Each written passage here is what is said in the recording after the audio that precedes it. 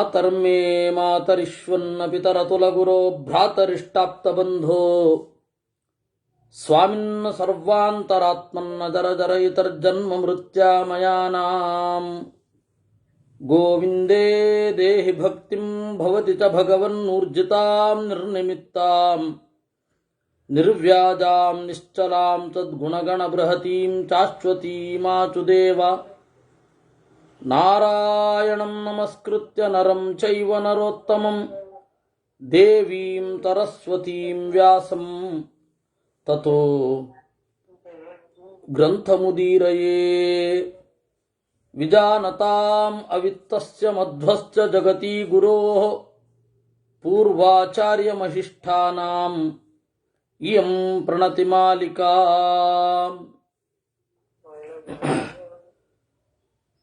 ಸೂಕ್ತಿರತ್ನಾಕರೇ ರಮ್ಯೇ ಮೂಲರಾಮಾಯಣಾರ್ಣವೇ ವಿಹರಂತೋ ಮಹೀಯಾಂಸಃ ಪ್ರೀಯಂತಾಂ ಗುರವೋ ಮಮ. ವಾಲ್ಮೀಕೇರ್ಗೌ ಪುನೀಯಾನ್ನೋ ಮಹೀಧರ ಪದಾಶ್ರಯಾ ಯತ್ಕಾವ್ಯಮುಪಜೀವಂತಿ ಕವಯಸ್ತರಣಕಾ ಇವ.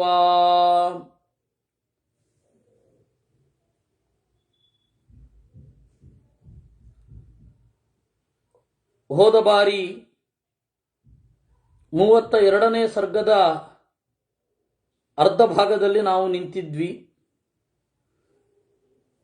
ಅದರಲ್ಲಿ ಸೀತಾ ವಿಲಾಪ, ಮನುಷ್ಯನೋರ್ವ ತನ್ನ ದುಃಖದ ಗುರಿ, ತನ್ನ ದುಃಖಕ್ಕೆ ಕಾರಣ ಅವರು ಇವರು ಹಾಗೆ ಹೀಗೆ ಅಂತ ಹೇಳ್ತಾನೆ. ಅದು ಹೆಚ್ಚು ಅವನ ಭಾವನೆ ಆಗಿರುತ್ತೆ. ಎಂತಹ ಸಮಸ್ಥಿತಿಯ ಮನುಷ್ಯ ಕೂಡ ಒಮ್ಮೆ ತನಗೆ ಬಂದಿರುವ ದುಃಖಕ್ಕೆ ಇನ್ಯಾರೋ ಕಾರಣ ಅಂತ ಹೇಳ್ತಾನೆ. ಹಾಗೆ ಸೀತೆಯೂ ಕೂಡ ಮನುಷ್ಯರನ್ನು ವಿಡಂಬಿಸಿದಳು. ಹಾಶ್ವಶ್ರೂರ್ಮಮ ಕೌಸಲ್ಯ ತ್ವಯಾ ಪುತ್ರೇಣ ರಾಘವ ವತ್ಸಲಾತೆ ಯಥಾಧೇನು ವಿವತ್ಸಾ ವತ್ಸಲಾಕೃತ. ಅಯ್ಯೋ ಕೈಕೇಯಿಯೇ, ನೀನು ಇವತ್ತು ನಿನ್ನ ಬಯಕೆಯನ್ನು ಈಡೇರಿಸಿಕೊಂಡೆ, ರಾಮ ಇಲ್ಲವಾದ.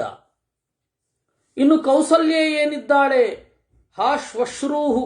ಶ್ವಶ್ರೂಹು ಅಂದ್ರೆ ಗಂಡನ ತಾಯಿ, ಅತ್ತೆ ಇತಿ ಭಾಷಾಯಾಮ್. ಓ ಅತ್ತೆಯಾದ ಕೌಸಲ್ಯೆಯೇ, ನೀನು ಕರುವನ್ನು ಕಳೆದುಕೊಂಡ ಹಸುವಿನಂತಾಗ್ತಾ ಇದ್ದಿ. ಉದ್ದಿಷ್ಟಂ ದೀರ್ಘಮಾಯುಸ್ತೆ ದೈವಜ್ಞೈರಪಿ ರಾಘವ ಅನೃತಂ ವಚನಂ ತೇಷಾಂ ಅಲ್ಪಾಯುರಸಿ ರಾಘವ. ಉದ್ದಿಷ್ಟಂ ದೀರ್ಘಮಾಯುಸ್ತೆ, ಏನು ನಿನ್ನ ಜಾತಕವನ್ನು ನೋಡಿ ಜ್ಯೋತಿಷಿಗಳೆಲ್ಲ ಏನು ಹೇಳಿದ್ದಾರೆ, ಜ್ಯೋತಿಷ್ಕರೆಲ್ಲ ಹೇಳಿದ್ರು ಈ ಮಗು ದೀರ್ಘಾಯುವಾಗತ್ತೆ ಅಂತ. ಅವರೆಲ್ಲರ ಮಾತು ಸುಳ್ಳು, ಈಗಲೇ ಸತ್ತು ಹೋಗಿದ್ದೀಯ ನೀನು.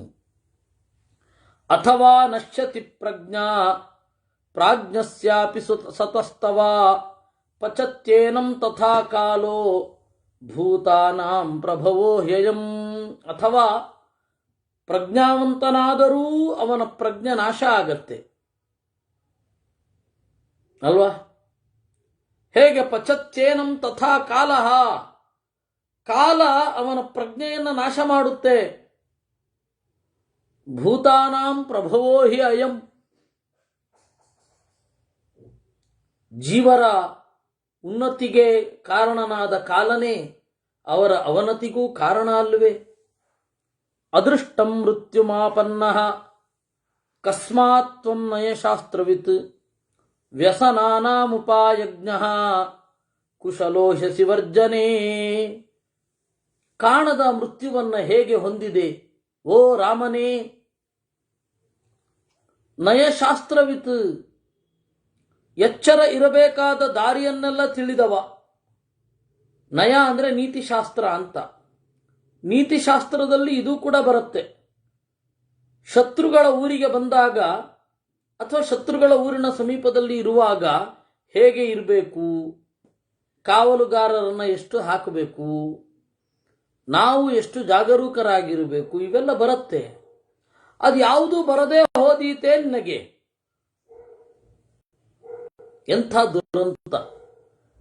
ವ್ಯಸನಾನಾಂ ಉಪಾಯಜ್ಞ, ವ್ಯಸನಗಳನ್ನು ತಿಳಿದಿದ್ದಿ ನೀನು. ವ್ಯಸನ ಅಂತಂದ್ರೆ ಬರುವ ಆಪತ್ತು. ವ್ಯಸನ ಅಂದ್ರೆ ಆಪತ್ತು ಅಂತ ಒಂದರ್ಥ ಇದೆ, ಚಟ ಅಂತ ಒಂದರ್ಥ ಇದೆ. ಏನ ವಿನಾ ಚಿತ್ತ ವಿಕ್ಷೋಭ, ಯಾವುದನ್ನ ಬಿಟ್ಟರೆ ಮನಸ್ಸು ವಿಲವಿಲ ಒದ್ದಾಡುತ್ತೋ ಅದನ್ನು ವ್ಯಸನ ಅಂತ ಕರೀತಾರೆ. ಈ ವ್ಯಸನಗಳನ್ನ ಬಲ್ಲವ ನೀನು ಶತ್ರುಗಳ ಊರಿಗೆ ಬಂದು ನಿದ್ರೆಗೆ ಹೇಗೆ ಒಳಗಾದೆ? ಕಾವಲುಗಾರರು ಸರಿ ಇರಲಿಲ್ಲವೇ? ನಿನ್ನ ಜನರ ಆಯ್ಕೆ ಸರಿ ಇರಲಿಲ್ಲವೇ? ಹೇಗೆ ಸತ್ತು? ಇಷ್ಟು ಸುಲಭವಾಗಿ ಸತ್ತು ಹೋಗೋದಾ? ಅಟ್ಲೀಸ್ಟ್ ಶತ್ರುಗಳಿಗೆ ಕಷ್ಟ ಕೊಟ್ಟಾದರೂ ಸಾಯಬೇಕಲ್ವೇ ಅನ್ಕೊಳ್ತೇನೆ. ಕಾಲ ಬುದ್ಧಿಯನ್ನ ಮೋಹಗೊಳಿಸ್ತಾನೆ ಅಂತ. ಕಾಲ ಬುದ್ಧಿಯನ್ನು ಮೋಹಗೊಳಿಸಿದಾಗ ಉಳಿಯೋದೇನು? ಕಾಲ ಬುದ್ಧಿಯನ್ನು ಮೋಹಗೊಳಿಸಿದಾಗ ಉಳಿಯೋದೇನು? ಬುದ್ಧಿನಾಶ. ಬುದ್ಧಿನಾಶ ಆದರೆ ಸತ್ತೋಗ್ತಾನೆ. ಹಿಂಗೆ ಇಷ್ಟು ಸುಲಭವಾಗಿ ಸಾಯೋದೆ? ಅವನು ಯಾರೋ ರಾವಣನೂ ಅಲ್ಲ, ಅವನ ಸೇವಕ ಯಾರೋ ಒಬ್ಬ ಬಂದು ತಲೆಯನ್ನು ತೋರಿಸಿ, ನೋಡಿ ಅವಂದೇ ಬಿಲ್ಲು, ಅವಂದೇ ಬಾಣ, ನೋಡು ಅವಂದೇ ತಲೆ, ಅವನು ರಾತ್ರಿ ಮಲಗಿದ್ದಾಗ ಕೇರ್ಲೆಸ್ ಆಗಿ ಮಲಗಿದ್ದ, ಹೋಗಿ ಎತ್ಕೊಂಡ್ ಬಂದಿದ್ದೀವಿ ಅಂದ್ರೆ ಯುದ್ಧಕ್ಕೆ ಬೇಕಾದ ಬೇಸಿಕ್ ಕ್ವಾಲಿಟಿನೂ ನಿನ್ನಲ್ಲಿಲ್ಲ ಅಂತ ಆಯ್ತಲ್ಲ. ಯುದ್ಧಕ್ಕೆ ಇಷ್ಟು ದೊಡ್ಡದಾಗಿ ಸಜ್ಜಾಗಿದ್ರಿ, ಅದಕ್ಕೆ ಬೇಕಾದ ಒಂದು ಇಷ್ಟು ಸುಲಭವಾಗಿ ಸಾಯೋದು ಅಂತಂದ್ರೆ ಎಂಥ ಅವಮಾನ ಗೊತ್ತಾ? ಒಬ್ಬ ಒಳ್ಳೆ ಇನ್ಸ್ವಿಂಗ್ ಬೌಲರು ತನ್ನ ಒಳ್ಳೆ ಇನ್ಸ್ವಿಂಗಿಗೆ ಗೊತ್ತಾಗದೆ ಯಾರೋ ಒಬ್ಬ ದಡ್ಡ ಔಟ್ ಆದ್ರೆ ತಲೆನೇ ಅವನು ಸಂತೋಷವೇ ಆಗಲ್ಲ. ಕ್ರಿಕೆಟಿನ ಪರಿಭಾಷೆಯಲ್ಲಿ ಆಫ್ ಸ್ಟಂಪು ಒಬ್ಬನಿಗೆ ಚೆನ್ನಾಗಿ ಗೊತ್ತಿರಬೇಕು, ಬ್ಯಾಟ್ಸ್ಮನ್ಗೆ. ಅವನು ಆಫ್ ಸ್ಟಂಪ್. ಅವನು ಅವಾಗ ಬ್ಯಾಟನ್ನು ಹೀಗೆ ಎತ್ತುತ್ತಾನೆ, ಬಾಲು ಸೇಫ್ ಆಗಿ ಹೋಗಿ ವಿಕೆಟ್ ಕೀಪರ್ ಕೈ ಸಿಗತ್ತೆ. ಅದರ ಅರ್ಥ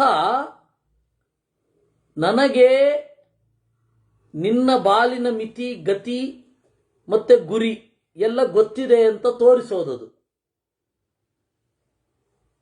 ಅಂದ್ರೆ ನನ್ನ ಪ್ರತಿಯೊಂದು ಚಲನ, ನನ್ನ ಕೈ ಬೆರಳಿನ ಚಲನ, ಗಾಳಿಯ ದಿಕ್ಕು ಎಲ್ಲ ನಾನು ದೇಹದ ಮೇಲೆ ಹಾಕುವ ಭಾರ ಎಲ್ಲವೂ ಅವನು ಗೊತ್ತಾಗ್ತಾ ಇದೆ ಅನ್ನುವ ಸೂಚನೆ ಅದು.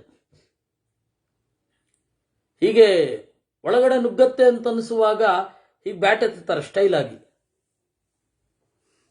ಹಾಗೆ ಒಬ್ಬ ಟೇಲ್ ಎಂಡರು ಅವನಿಗೆ ಔಟ್ಸೈಡ್ ಆಫ್ ಸ್ಟಂಪ್ ಎಲ್ಲಿರುತ್ತೆ ಅಂತ ಗೊತ್ತಿರಲ್ಲ, ಎಲ್ಲೋ ಬಾಲ್ ಹೋಗ್ತಾ ಇರುತ್ತೆ ಅಂತ ಬ್ಯಾಟ್ ಎತ್ತುತ್ತಾನೆ, ವಿಕೆಟ್ ಬೌಲ್ಡ್ ಆಗುತ್ತೆ. ಅವಾಗ ಅವನಿಗೆ ಅಷ್ಟು ನಿರಾಸೆ ಆಗುತ್ತೆ ಬೌಲರ್ಗೆ. ಯಾಕೆಂದ್ರೆ ಎಂಥವನಿಗೆ ನಾನು ಎಂತಹ ಅದ್ಭುತವಾದ ಬೌಲ್ ಹಾಕಿದೆ, ಇವನಿಗೆ ಕಳಪೆ ಬಾಲ್ ಹಾಕಿದ್ರು ಹೋಗ್ತಾ ಇದ್ದ ಅಂತ ಅನ್ಸುತ್ತ ಅವನಿಗೆ. ಹಾಗೆ ಶತ್ರುಗಳಿಗೆ ಅನ್ನಿಸುವ ಹಾಗೆ ಮಾಡಿದೆಯಲ್ಲ ನೀನು. ಅಂದ್ರೆ ಒಂದು ಸಿಮಿಲರ್, ಅವಳು ಔಟ್ಸೈಡ್ ಆಫ್ ಸ್ಟಂಪ್ ಪರಿಭಾಷೆ ಉಪಯೋಗಿಸೋದು ಅಂತ ಅರ್ಥ ಅಲ್ಲ, ಅದಕ್ಕೆ ಸಿಮಿಲರ್ ಆಗಿ ಅವಳು ಹೇಳೋದು ಅಲ್ಲ. ಒಂದು ಚೂರು ಪ್ರತಿರೋಧ ತೋರದೆ ಸತ್ತು ಹೋದೆ ಅಂದ್ರೆ ಎಂಥ ಅವಮಾನ ಅದು. ದೊಡ್ಡದಾಗಿ ಸೇತುವೆ ಕಟ್ಟಿದ ಬಂದ, ಇಲ್ಲಿ ಬಂದು ರಾವಣನ ಎದುರು ಸೈನ್ಯವನ್ನ ಜಮಾವಣೆ ಮಾಡಿದ. ಯುದ್ಧ ಶುರು ಆಗೋ ಮೊದಲೇನೆ ರಾತ್ರಿ ಕೇರ್ಲೆಸ್ ಆಗಿ ಮಲಗಿದ್ದ ಆ ರಾಮನನ್ನ ತಗೊಂಡೋಗಿ ಕತ್ತರಿಸ್ಬಿಟ್ರು ಅಂದ್ರೆ ಎಂಥದದು ಅಲ್ವಾ? ಅವಮಾನ. ಇಂಥವನನ್ನ ನಂಬಿದ ನನಗೆ ಅವಮಾನ, ಇಂಥವನನ್ನ ನಂಬಿದ ಕಪಿಗಳಿಗೆ ಅವಮಾನ, ಅಥವಾ ಕಪಿಗಳನ್ನ ನಂಬಿದ ರಾಮನ ಪ್ರಜ್ಞೆಗೆ ಅವಮಾನ, ಎಲ್ಲ ಆಯ್ತಲ್ಲ. ಆ ನೋವು ತೀವ್ರವಾಗಿರುತ್ತೆ. ಆ ನೋವು ಇದೆಯಲ್ಲ, ಈ ತರಹದ ನೋವು ಎಂತಹ, ಈಗ ಮೋಸ ಹೋದಾಗ ಬರೋದು ನಮ್ಮ ಮೂರ್ಖತನದ ಮೇಲಿನ ಸಿಟ್ಟು, ಅದು ಅವನ ಮೇಲೆ ಬರೋದು. ಅದರಿಂದಾಗಿ ಅದಕ್ಕೆ ಹೇಳಿದ್ರು, ಅಥವಾ ನಶ್ಯತಿ ಪ್ರಜ್ಞಾ ಪ್ರಾಜ್ಞಸ್ಯಾಪಿ ಸತಸ್ತವ. ಪ್ರಜ್ಞಾವಂತನಾದರೂ ಕೂಡ ನಿನ್ನ ಪ್ರಜ್ಞೆ ಈ ರೀತಿ ಕಾಲಕ್ಕೆ ಹೋಗಿ ನಾಶ ಆಗೋದು ಅಂದ್ರೆ ಈ ಗತಿ ಏನು? ತಥಾ ತ್ವಂ ತಂ ಪರಿಶ್ವಜ್ಯ ರೌದ್ರಯಾತಿ ನೃತಂ ತಯಾ ಕಾಲರಾತ್ರಿಯ ಮಯಾಚ್ಛಿದ್ಯ ಹೃತ ಕಮಲಲೋಚನ. ಅಥವಾ ನಾನು ಅಂದ್ರೆ ಯಾರು? ಇಡೀ ದೇಶಕ್ಕೆ ಬಡಿದ ಹೆಮ್ಮಾರಿಯ ಹಾಗೆ ಇದ್ದೇನೋ ನಾನು. ಇಡೀ ದೇಶಕ್ಕೆ ಬಡದ ಹೆಮ್ಮಾರಿ. ನನ್ನಿಂದಾಗಿ ಅಯೋಧ್ಯ ದೇಶ ತನ್ನ ದೊರೆಯನ್ನು ಕಳೆದುಕೊಂಡಿತು. ಎಂತಹ ದೌರ್ಭಾಗ್ಯವಂತಳು ಲಕ್ಷ್ಮೀದೇವಿನೇ ಹೀಗೆ ಅನ್ಕೊಂಡ್ಬಿಟ್ರೆ ಗತಿ ಏನು? ಇವತ್ತಿನ ಪರಿಭಾಷೆಯಲ್ಲಿ ಎಂತದ್ದು ಐರನ್ ಲೆಗ್. ಆ ತರಹ ಆಗೋಯ್ತಲ್ಲ ಅಂತ ಅವಳು ಅಂದ್ಕೊಳ್ತಾಳೆ. ಕಾಲರಾತ್ರಿಯ ಮಯ ಆಚ್ಛಿದ್ಯ ಹೃತ ಕಮಲಲೋಚನ. ಕಾಳರಾತ್ರಿಯಂತೆ ಇರುವ ನನ್ನ, ಕಾರಿರುಳು ಅಂತ ಹೇಳ್ತಾರೆ ಅಚ್ಚ ಕನ್ನಡದಲ್ಲಿ, ಕಪ್ಪಾದ ರಾತ್ರಿ. ಕಪ್ಪಾದ ರಾತ್ರಿಯಂತೆ ಇರುವ ನನ್ನಿಂದ ಆ ಮುದ್ದು ಮುಖದ ರಾಮ ಸತ್ತೇ ಹೋದ್ನಲ್ಲ. ಇಹ ಶೇಷೇ ಮಹಾಬಾಹೋ ಮಾಂ ವಿಹಾಯ ತಪಸ್ವಿನೀಂ ಪ್ರಿಯಾಮಿವ ಯಥಾ ನಾರೀಂ ಪೃಥಿವೀಂ ಪುರುಚರಚಭಾಂ. ಓ ಬಲಿಷ್ಠವಾದ ತೋಳುಗಳವನೇ, ತಪಸ್ವಿನಿಯಾದ ನನ್ನನ್ನ ನೋಡದೆ ಇಲ್ಲಿ ಮೈ ಚೆಲ್ಲಿ ಬಿದ್ದಿರುವೆಯಲ್ಲ. ಪ್ರಿಯಳಾದ ಹೆಣ್ಣಿನ ಸಂಗವನ್ನು ಬಯಸುವ ಗಂಡಿನ ಹಾಗೆ ಇದೋ ಈ ಭೂಮಿಯಲ್ಲಿ ಮಲಗಿರುವೆಯಲ್ಲ. ಅರ್ಚಿತಂ ಸತತಂ ಯತ್ನಾತ್ ಗಂಧಮಾಲ್ಯೇರ್ಮಯಾ ತವ ಇದಂತೆ ಮತ್ಪ್ರಿಯಂ ವೀರ ಧನು ಕಾಂಚನ ಭೂಷಿತಂ. ನನ್ನನ್ನು ರಕ್ಷಣೆ ಮಾಡುವಂತಹ ಆಯುಧ, ದೇವತೆಗಳು ಸನ್ನಿಹಿತರಾಗಿರುವ ಆಯುಧ ಎಂದು ನಿನ್ನ ಬಿಲ್ಲನ್ನ ನಾನು ಗಂಧಗಳಿಂದ ಮಾಲೆಯಿಂದ ಪೂಜಿಸಿದೆ. ನಾನು ಅರ್ಚಿಸಿದ ಬಿಲ್ಲು ಇಲ್ಲೇ ಬಿದ್ದಿದೆಯಲ್ಲ.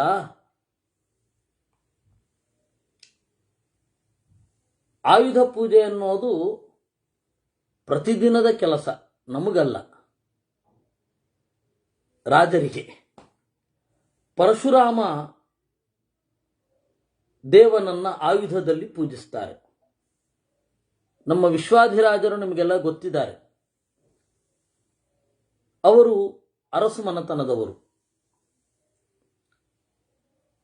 ಆ ಅರಸು ಮನತನದ ವಿಶ್ವಾಧಿರಾಜರು ಅವರು ನೋಡಿದ, ಎಲ್ಲರಿಂದ ಕೇಳಿ ಬಲ್ಲ ಒಂದು ಸಂಗತಿಯನ್ನು ನನಗೆ ಹೇಳಿದ್ರು.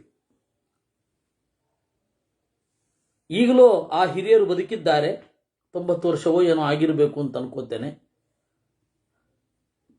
ಆ ಹಿರಿಯರಿಗೆ ಒಂದು ರೋಗ ಇತ್ತಂತೆ, ಅದುರು ರೋಗ. ಅವರು ಕ್ಷತ್ರಿಯರು. ಆಗ ಈ ಶ್ರೀಕಂಠದತ್ತ ಒಡೆಯರ ಹಿಂದಿನ ದೊರೆ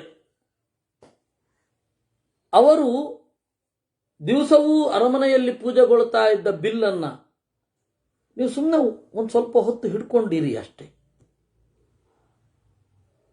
ನಿಮ್ಮ ರೋಗ ಗುಣ ಆಗತ್ತೆ ಅಂತ ಕೊಟ್ರಂತೆ. ಆ ಬಿಲ್ಲನ್ನು ಇವರು ಹಿಡ್ಕೊಂಡು ಒಂದು ಸ್ವಲ್ಪ ಹೊತ್ತು ಇರೋದಷ್ಟೇ, ಒಂದು ಸ್ವಲ್ಪ ಹೊತ್ತು ಕೂತಿರೋದು. ಅದರಿಂದ ಕೆಲವು ದಿವಸಗಳಲ್ಲಿ ಆ ರೋಗ ಪರಿಹಾರ ಆಯ್ತಂತೆ.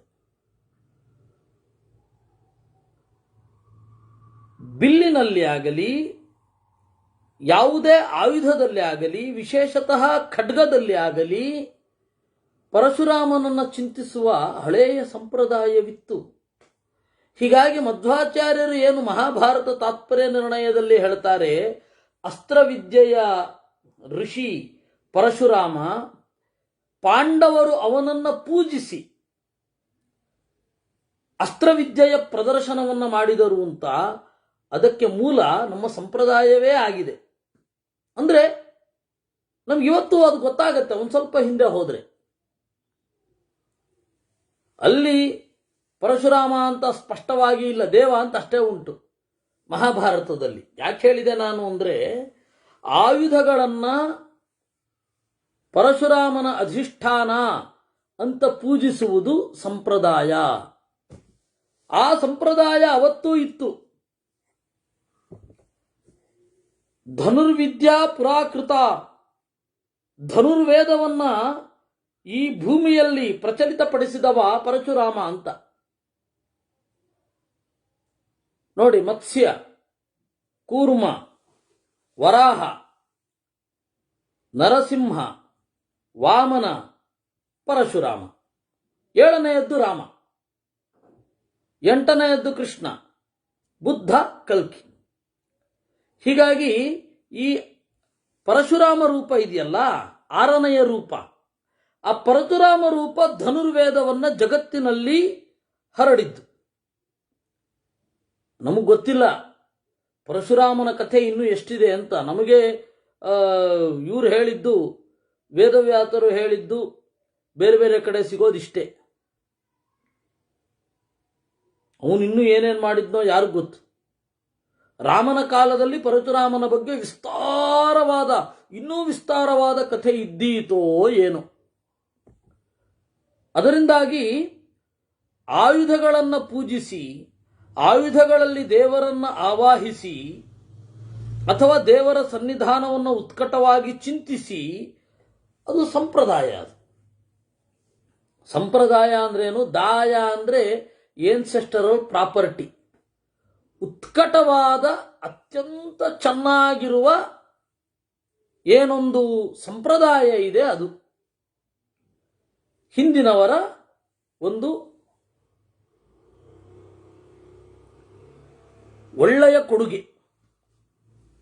ಅದರಿಂದ ಅವಳು ಹೇಳ್ತಾಳೆ, ನಾನು ಪ್ರಯತ್ನಪಟ್ಟು ಗಂಧದಿಂದಲೂ ಮಾಲ್ಯದಿಂದಲೂ ಈ ಬಿಲ್ಲನ್ನು ಅರ್ಚಿಸಿದ್ದೆ. ನನಗೆ ಅತ್ಯಂತ ಪ್ರಿಯವಾದ ಬಿಲ್ಲು. ಅಯ್ಯೋ, ಬಂಗಾರದಿಂದ ಕೂಡಿ ಹೊಳೆಯುವ ಬಿಲ್ಲು ಹೀಗೆ ಬಿದ್ದಿದೆಯಲ್ಲ. ಪಿತ್ರ ದಶರಥೇನ ತ್ವಂ. ಆಮೇಲೆ ಇನ್ನೂ ಒಂದು, ಶಾಸ್ತ್ರೀಯವಾಗಿ ನೀವು ನೋಡಿದರೆ ದೇವರ ಆಯುಧಗಳಿಗೆ ಲಕ್ಷ್ಮೀದೇವಿ, ದುರ್ಗಾದೇವಿಯೇ ಅಭಿಮಾನಿನಿ. ಚಕ್ರಕ್ಕೆ ದುರ್ಗೆ ಅಭಿಮಾನಿನಿ,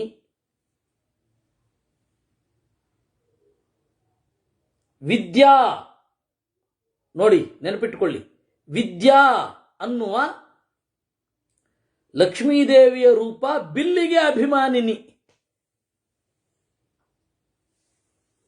ವಿದ್ಯೆಯಿಂದ ನಾವು ಉತ್ತರವೆಂಬ ಬಾಣವನ್ನು ಬಿಡಬೇಕಲ್ವಾ? ಅಧ್ಯಾತ್ಮಾರ್ಥವನ್ನು ಕೊಡುತ್ತೆ. ಇರಲಿ, ಇದಂತೆ ಮತ್ಪ್ರಿಯಂ, ನನ್ನದೇ. ಅವಳು ಗೊತ್ತಾಗಲ್ವಾ ಇದು ನಂದು ಅಲ್ವಾ, ನಾನು ಇದರಲ್ಲಿ ಇದೇನೋ ಇಲ್ವೋ ಅಂತ ಗೊತ್ತಾಗಲ್ವಾ ಅವಳಿಗೆ. ಹೀಗಾಗಿ ವಿಡಂಬನೆ ಇದು. ಅಯ್ಯೋ, ನನಗೆ ಅತ್ಯಂತ ಪ್ರಿಯವಾದ ಬಿಲ್ಲು, ಗಂಧಮಾಲೆಗಳಿಂದ ಅರ್ಚಿಸಿದ ಬಿಲ್ಲು ಹೀಗೆ ಬಿದ್ದಿದೆಯಲ್ಲ ಅಂತಾಳೆ. ವಿಡಂಬನೆ. ವಿಡಂಬನೆ ಅಂತಂದ್ರೆ ಅನುಕರಣೆ ಅಂತ, ಇಮಿಟೇಷನ್. ಒಬ್ಬ ಒಳ್ಳೆಯ ನುರಿತ ನಟ ನಟಿಯರು ರಸಾಸ್ವಾದನೆ ಆಗೋದು ಯಾರಲ್ಲಿ ಅಂತ ಒಂದು ಪ್ರಮುಖ ಪ್ರಶ್ನೆ. ರಸಾಸ್ವಾದನೆ ಆಗೋದು ಯಾರಲ್ಲಿ? ನಟನಲ್ಲ, ನಟಿಯಲ್ಲ, ಪ್ರೇಕ್ಷಕನಲ್ಲಿ. ನಟ ನಟಿಯರಲ್ಲಿ ಆ ರಸಾಸ್ವಾದ ಆಗಿಬಿಟ್ರೆ ಪಕ್ಕದಲ್ಲಿದ್ದವ್ರ ಗತಿ ಏನು? ದೇವಿಯ ಪಾತ್ರ ವಹಿಸಿದವ ಉತ್ಕಟವಾದ ಭಾವಾವೇಶದಿಂದ ಪಕ್ಕದವರು ತಲೆ ಕತ್ತರಿಸಿದ್ದುಂಟು. ಹೀಗಾಗಿ ರಸಾಸ್ವಾದ ಯಾರಲ್ಲಾಗಬೇಕು ಅಂದ್ರೆ ಪ್ರೇಕ್ಷಕರಲ್ಲೇ ಆಗಬೇಕು. ಇವನು ತಟಸ್ಥನಾಗೇ ಇರಬೇಕು. ಎಂಥದೇ ದುಃಖ ಬರುತ್ತಾ ಉಕ್ಕಿ ಅಳ್ತಾ ಇರ್ಬೋದು ಅವನು, ಕಟ್ ಅಂತ ಅಂದ್ಕೂಡಲೇ ಕತ್ತರಿಸ್ಬಿಡ್ಬೇಕದು. ಆಕ್ಷನ್ ಅಂತ ಹೇಳಿದ ಕೂಡಲೇ ದುಃಖ ಶುರು ಆಗಬೇಕು, ಕಟ್ಟನ್ನು ಹೊಟ್ಟರೆ ಕತ್ತರಿಸ್ಬಿಡ್ಬೇಕು. 2 ನಿಮಿಷದ್ದೇ. ಈ ಫಿಲಂ ಬಂದ್ಮೇಲಂತೂ 2 ನಿಮಿಷದ ಎಕ್ಸ್ಪ್ರೆಷನ್ ಅಷ್ಟೇ, ಅದಕ್ಕಿಂತ ಜಾಸ್ತಿ ಬ್ಯಾರದು. ನಿಮ್ಮ ಮುಖ ಕ್ಯಾಮ್ರಾ ಹಿಡಿತಾರೆ, ಅವಾಗ ನಿಮ್ಗೆ ದುಃಖವೋ ಸುಖವೋ ಖುಷಿಯೋ ಅನುಭವವೋ ಗಾಂಭೀರ್ಯವೋ ಏನೋ ಒಂದು ತೋರಿಸ್ಬೇಕು. ಅದರಿಂದಾಗಿ ರಸಾಸ್ವಾದ ನಮಗಾಗಬೇಕು, ಅವಳಿಗಲ್ಲ. ಈ ಹಿನ್ನೆಲೆಯಲ್ಲಿ ಇದರಲ್ಲಿ ಇಂಗ್ಲೆಂಡಿನ ಒಂದು ದೊಡ್ಡ ರಂಗಸ್ಥಳದಲ್ಲಿ ರೋಮಿಯೋ ಜೂಲಿಯಟ್ ಸೀನು. ರೋಮಿಯೋ ಸತ್ತು ಹೋಗಿರ್ತಾನೆ, ಅಥವಾ ರೋಮಿಯೋ ಜೂಲಿಯಟ್ ಸತ್ತು ಹೋಗಿರ್ತಾಳೆ. ಅವಾಗ ಅವಳ ಹತ್ತಿರ ಬಾಗಿ ದುಃಖದಿಂದ ಅವಳ ಮುಖವನ್ನು ನೋಡ್ತಾ ಇರ್ತಾನೆ. ಇಡೀ ರಂಗಮಂದಿರ ಉತ್ಕಂಠವಾಗೋಗಿರತ್ತಂತೆ. ಅವನು ಅಲ್ಲಿ ಪಿಸುಗುಡ್ತಾ, ಇವತ್ತು ನಾಟಕ ಮುಗಿದ ಮೇಲೆ ಯಾವ ಹೋಟೆಲ್ಗೆ ಡಿನ್ನರ್ಗೆ ಹೋಗೋಣ ಅಂತ ಮಾತಾಡ್ತಾ ಇದ್ನಂತ. ರಸಾಸ್ವಾದನೆ ಆಗಬೇಕಾದದ್ದು ಪಾತ್ರಧಾರಿಗಳಿಗಲ್ಲ, ನೋಡುವವರಿಗೆ. ಹಾಗೆ ರಸಾಸ್ವಾದನೆ ಅವ್ರಿಗಾಗಬೇಕು. ಅವಳು ಮಾಡ್ತಾ ಇದ್ದಾಳೆ, ಅನುಕರಣೆ ಮಾಡ್ತಾ ಇದ್ದಾಳೆ ಜಗತ್ತನ್ನ. ಪಿತ್ರ ದಶರಥೇನ ತ್ವಂ ಶ್ವಶುರೇಣ ಮಮಾನಘ ಸರ್ವೈಶ್ಚ ಪಿತೃಭಿಸ್ತಾರ್ಧಂ ನೂನಂ ಸ್ವರ್ಗೇ ಸಮಾಗತಃ. ನನ್ನ ಅಪ್ಪ